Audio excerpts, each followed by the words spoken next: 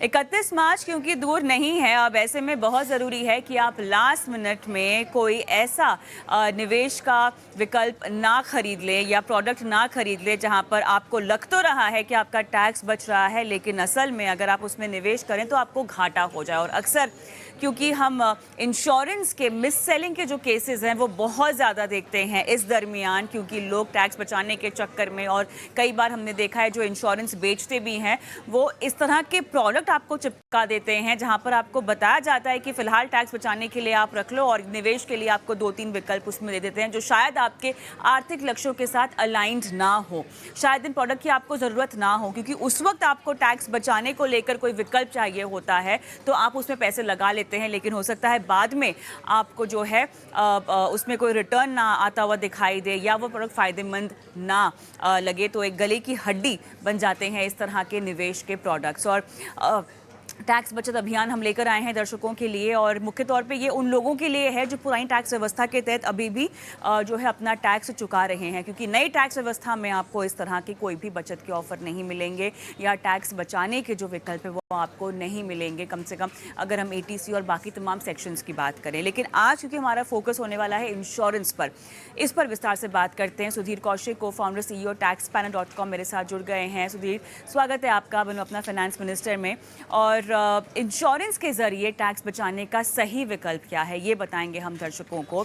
और बहुत लोगों को पता है कि आप इंश्योरेंस के तमाम प्रोडक्ट्स खरीदते हैं, भले ही वो यूलिप खरीदें, आप लाइफ इंश्योरेंस खरीदें, कुछ हद तक हेल्थ इंश्योरेंस में भी आप टैक्स बचा सकते हैं, लेकिन ये सब पुरानी टैक्स व्यवस्था के तहत ही अगर आप टैक्स चुका रहे हैं तो फ़ायदे की बात होगी, ठीक है। लेकिन बहुत ज़रूरी है कि आप इंश्योरेंस को भी केवल एक टैक्स बचाने प्रोडक्ट के तौर पे ना देखें, क्योंकि फाइनेंशियल प्लानिंग का पहला नियम ही यही है कि आप निवेश करें उससे पहले अपना इंश्योरेंस ठीक कर लें। तो सही तरीके के लाइफ इंश्योरेंस प्रोडक्ट खरीदिए, और सही तरीके के अगर आप इंश्योरेंस में ही कोई निवेश की रणनीति बना रहे हैं, वैसे तो अलग आपके पास इंस्ट्रूमेंट्स हैं, लेकिन अगर बनाना चाहते हैं तो सोच समझ कर बनाइए। बहरहाल, लाइफ इंश्योरेंस, जीवन बीमा की मैं बात करती हूँ, और यहाँ पर टैक्स के फायदे बताइएगा बचाने के क्या क्या हैं सुधीर। इंश्योरेंस को एक तो प्रोटेक्शन से रिलेट करना है, जहां जहां हमें अपनी हेल्थ या वेल्थ, जैसे हमारी अपनी जान है तो जहाने कहते हैं, तो मेडिकल इंश्योरेंस बहुत जरूरी है, और उसको सिंबॉलिक ना रखें बिल्कुल भी। और वो सिंबॉलिक रखने से क्या होता है कि आपने 2 लाख 4 लाख का ले लिया, लेकिन आजकल जो मेडिकल कॉस्ट है वो बहुत ज्यादा हो चुकी है, तो उसमें टॉप अप प्लान भी आते हैं। जितना आपको, एक तो डिडक्शन हम देखते हैं कि पूरी क्लेम नहीं करते हैं लोग, और कई बार उनका मेडिकल बिल फैमिली का ज्यादा आ जाता है, पूरा का पूरा उनका फाइनेंशियल स्ट्रक्चर बिगड़ जाता है। एक तो घर में कोई परेशान हो गया, बीमार हो गया है, प्लस फाइनेंशियल सिचुएशन खराब हो गई है। तो उससे बचने के लिए सबसे पहले तो अपनी, क्योंकि आपकी अगर हेल्थ ठीक है तो आप अपने परिवार को और पैसा भी कमा के दे सकते हो, तो प्रिवेंटिव हेल्थ चेकअप की भी एक डिडक्शन होती है, उसको मिस ना करें। वो सरकार आपके फायदे के लिए देती है। जितनी भी डिडक्शन है, मेरा मानना यह है वो आपका कहीं ना कहीं फाइनेंशियल वेलबींग तय करती है। जो लोग नहीं लेते हैं और कहीं फंस जाते हैं, उनका जरा कभी हालचाल, अगर कुछ केस स्टडीज मैं बताऊंगा तो आप हैरान हो जाएंगे। कई कई लोग 6-6 साल तक कोमा में रहे हैं और उनका इलाज करने में खर्चा बहुत हुआ है, जबकि वो कुछ कमाई नहीं की है। ऐसे में उनको पैसा कितना निकल गया आप सोच भी नहीं सकते हो। तो इन इमरजेंसीज को सबसे पहले मेडिकल इंश्योरेंस अपना, अपने परिवार के जो भी आप पे डिपेंडेंट हैं, अगर उन्होंने अपना बीमा नहीं कराया जरूर कराएं, और पूरा कराएं, मतलब एडिक्वेट हेल्थ कवर। और वो डिडक्शन आपको इंडिविजुअली मिल सकती है। अगर ज्यादा जरूरत है तो आप HUF के थ्रू भी ले सकते हो डिडक्शन। HUF बना सकते हो फैमिली की एक, और अगर आपको ज्यादा प्रीमियम देना है तो वहां से भी आप क्लेम कर सकते हो। मेडिकल इंश्योरेंस की मैं बात कर रहा हूं, और मेडिकल इंश्योरेंस में परिवार के जो मेंबर हैं वो HUF उनका मेडिकल इंश्योरेंस भी करा सकती है और डिडक्शन क्लेम कर सकती है।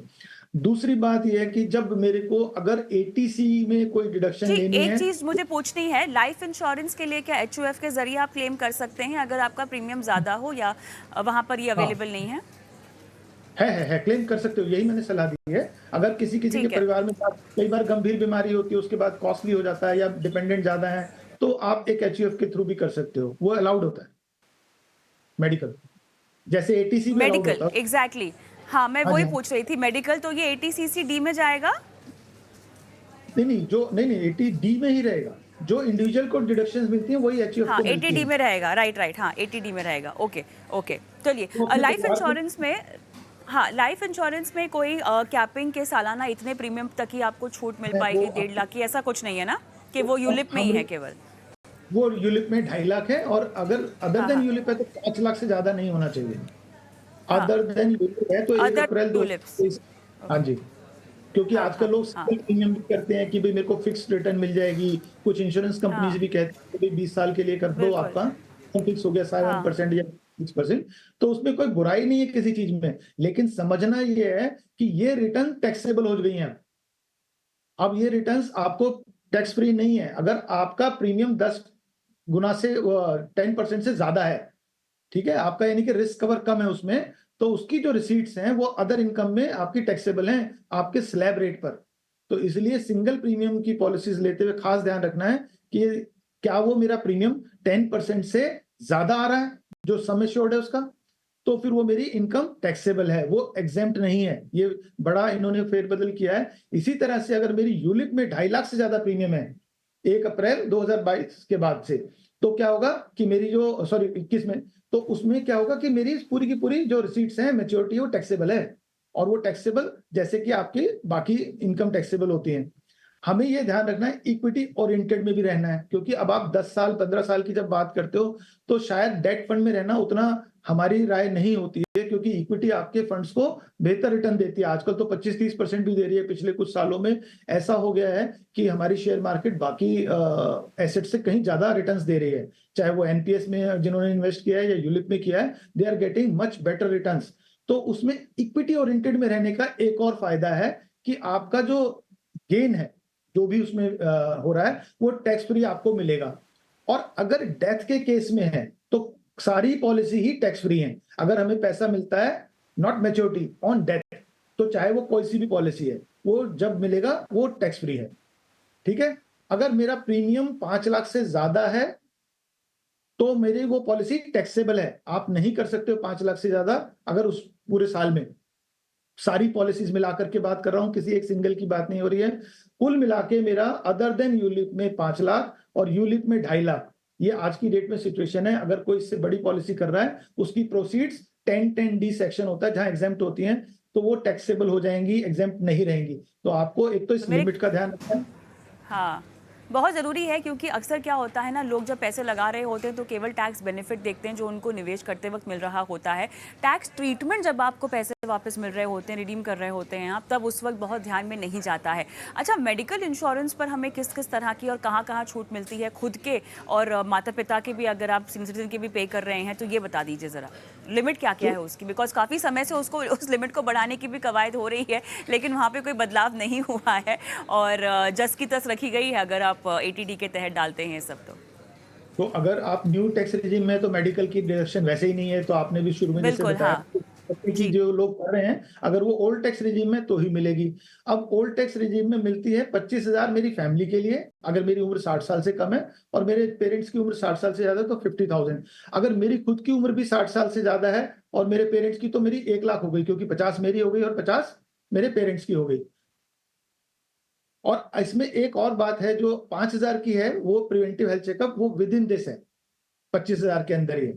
तो आपको वो ध्यान रखना है कि अगर मैंने प्रिवेंटिव हेल्थ ले लिया है, तो फिर मेरे पास लिमिट बची है 20,000 की अपनी फैमिली के रिस्क कवर की। तो ये भी एक कई बार लोग ध्यान नहीं देते हैं। इसके अलावा एक और चीज देखना है, अगर मेरे पेरेंट्स सीनियर सिटीजन हैं और उनका मेडिकल इंश्योरेंस नहीं हो सकता है या नहीं है, तो मैं उनके मेडिकल एक्सपेंसेस भी क्लेम कर सकता हूँ 50,000 के। तो ये भी कई लोगों को आइडिया नहीं है, सरकार ने ये अलाउ कर दिया है कि जिन लोगों का कई बार पेरेंट्स की एज ज्यादा हो जाती है या ऐसी जगह पर रहते हैं जहां पर इस तरह की सुविधाएं नहीं है ज्यादा बड़े हॉस्पिटल, तो वो अपने पेरेंट्स पे अगर मेडिकल एक्सपेंसेस खर्च कर रहे हैं, तो वो 50,000 तक अपना एटीडी में क्लेम कर सकते हैं, पेरेंट्स 60+ के हैं तो। दूसरा इसमें एक और होता है, जैसे कि सपोज करो मेरे पास कोई स्पेसिफाइड डिसीज है, तो 80DDB करके एक सेक्शन है जिसमें मेरे पास 40% से ज्यादा कुछ इलनेस है, उसका भी कवर होता है। वहां पर भी आपको एक डिडक्शन मिलती है। अगर मैं कोई हैंडीकैप, इस तरह की चीजें हैं जहां मेरी फिजिकल डिसेबिलिटी है, वो 80U में भी हमारे पास उसकी डिडक्शन भी मिलती है। हम इंडिविजुअल को देखना है कि क्या मैं किसी पे डिपेंडेंट हूं, तो मैं अपनी डिडक्शन क्लेम करूंगा 80U में, अगर मैंने क्लेम करनी है। लेकिन अगर मेरी फैमिली में है, तो मेरे को उसके लिए रिस्क कवर लेना होगा, और मेरे पास ऐसा ही 80DDB में है, वो आप अपने पेरेंट्स के लिए भी ले सकते हो। और चीज़ जो मुझे पूछनी है वो है क्रिटिकल इलनेस को लेकर। यहाँ पर अगर आपने कोई क्रिटिकल इलनेस की स्पेसिफिक पॉलिसीज़ ले रखी हैं, तो उसका आप कहाँ पर एडिशन करके डालेंगे, किस तरह के इंश्योरेंस में?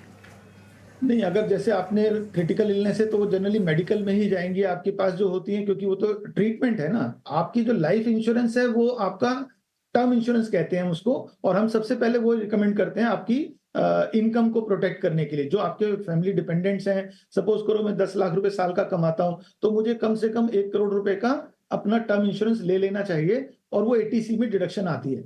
और ज़्यादा बड़ा प्रीमियम तब लेना चाहिए जैसे कि मैं अपने बच्चों की कोई एजुकेशन के लिए प्लान कर रहा हूँ और मेरे पास आज इतना पैसा नहीं है, तो क्योंकि मेरी लाइफ सर्टेन नहीं है कि मैं 10 साल रहूंगा या 5 साल रहूंगा, ऐसे में यूलिप बहुत अच्छी होती है।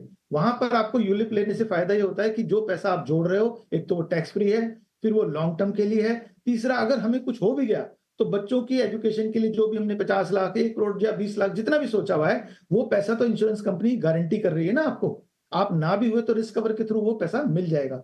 हम रिकमेंड करते हैं ऐसे शादी है बच्चे की या आपके बच्चे की एजुकेशन के लिए, अगर आपको सेविंग करनी है, वहां यूलिप बहुत अच्छा रहता है। उसके अलावा आपको टर्म इंश्योरेंस अपनी इनकम कवर करने के लिए करना चाहिए, और यूलिप हो या टर्म इंश्योरेंस हो, दोनों की डिडक्शन मिलेगी आपको एटीसी में। अगर आपके पास और पहले से ही डिडक्शंस अवेलेबल हैं, जैसे बच्चों की ट्यूशन फी है या आपने मकान की होम लोन की रीपेमेंट कर रहे हो, तो इसको थोड़ा सा कम रखना चाहिए, क्योंकि हाथ से पैसा चला जाएगा। इसमें 5 साल का ब्लॉक होता है यूलिप में, आप पैसा नहीं विड्रॉ कर सकते हो। और जनरली स्विच करने में भी लोगों को एक गलतफहमी है कि सारे स्विचेस हमारे टैक्स फ्री होते हैं यूलिप में, ऐसा नहीं है। अगर उस पॉलिसी की रिटर्न्स जो मैच्योरिटी है वो टैक्स फ्री है, जैसे कि इक्विटी ओरिएंटेड जो यूलिप्स हैं, तो आपका वो स्विचेस टैक्स फ्री है।